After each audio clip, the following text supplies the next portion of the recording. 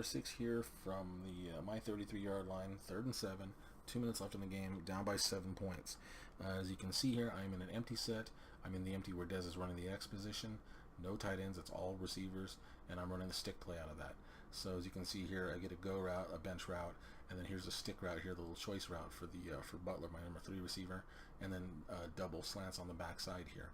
Now, knowing that he's been dropping guys off here, I'm going to have to be patient, and that's my mindset here, is to know that, all right, he may drop these guys off, so I'm going to have guys covered underneath for a while, but if I can hold the ball long enough, if I have the time, I'm going to eventually get somebody open. I'll take a quick look at this to see if he bumps and if Williams is able to beat him for that fade. Outside of that, of course, I'm going to go 1, 2, 3, 4, and 5. So we'll run through the play, see what happens, and then we'll discuss. So boom, right now, it looks like I have him, but they're in man-to-man coverage, it looks like, across the board. No deep safety here. And, as you can see, he dropped everybody off, but he sent an outside backer here, or maybe even a nickel corner, and a safety, the guy he's playing with. So now I'm going to look at this a little longer to see if he can get some separation, and get him beat. But I'm not liking these two right off the bat. So boom.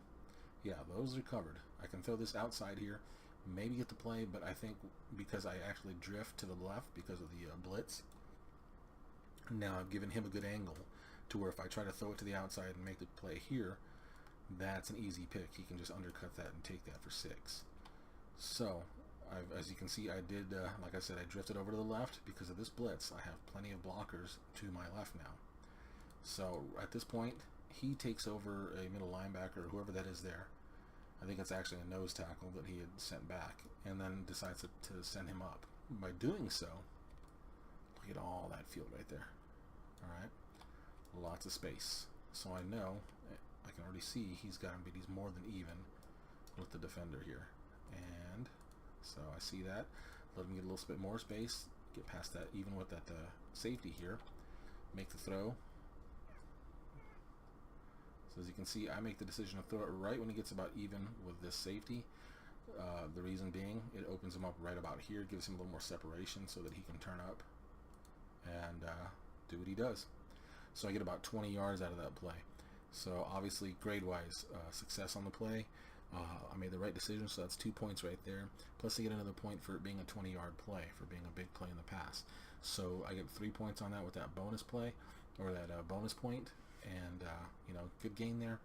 151 left. Let's go ahead and go to the next play. All right, play number 7 here from my 44-yard line now. I got a 1st and 10 minute, 35 left in the 4th quarter. Still down by 7, obviously. Looking at the formation, you can see it's still in the empty set because I'm going no huddle here. And I've called hitches and corners and made my adjustments. So I've adjusted him from running the post route to running the seam route. Reason I do so, this guy here, if they're in a zone, he's just going to be right underneath it. I like to run this because if it is a cover 2 and this guy makes the mistake of going with the corner route, that opens up Butler. And it also forces him to stay with him to maybe open up Whitehead for me, depending on what this guy here does, of course. Backside here, I leave the corner this time. Usually I send him on a seam route too to take off this safety.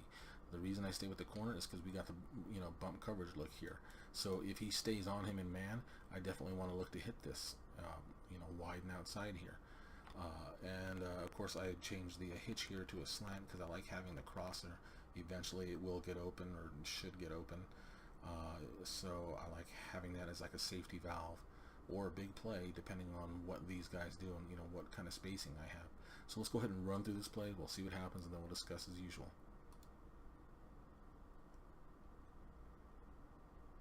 So I think right there, I don't know if you saw that last little adjustment. I actually adjust my line to block to the right. I think I just had another feeling that he might come with a little blitz here. We don't get that though. Well, I guess we get a little bit of that, but obviously he drops most guys off, keeps these two going. So right now, looking at the play, I have the hitch. Honestly, I rarely look at that. So usually it's the last resort type thing. Corner is sort of there, but not. so I don't hit it because this guy's just sitting here, so he can attack that, get under that, make the interception. Here, that looks like it's pretty well blanketed. Let's actually talk about the coverage for a second because I didn't call it out. Looking at it here, obviously it looks like a cover 2, could be a quarter still or a 2 sink. The way they're bailing right out the snap, that's quarters to me. And he also sends this guy deep as well, so it might be a man. That's a possibility. It might be like a man 2. But no, it's not a man 2 because we have nobody covering him as far as staying with him at least. So, we get to this point here. He actually sends another guy, this guy here, on a loop. And we get him blocked by Tyron there, or maybe, well, that's Tyron. So I decided to throw this slant, as you can see. To most people, this might not be open. To me, this is. For one, this is a defensive lineman. He has his back turned from my quarterback. I'm leading him across. I'm leading him over here, of course, as you can see where this little circle is, where the ball's supposed to be. To me, I should be able to beat that. And the best he can hope for is a deflection, which in this case he doesn't get. So there, I get 10, get about 20-some yards. So in this case, just like the last case, that is a 3-point play for me. I get the 2 points for success and for decision making, plus I get the 1 point for the big play. So I get a 3. I get the extra bonus on that. So this is a nice drive at least, point-wise. We'll see what happens here at the end.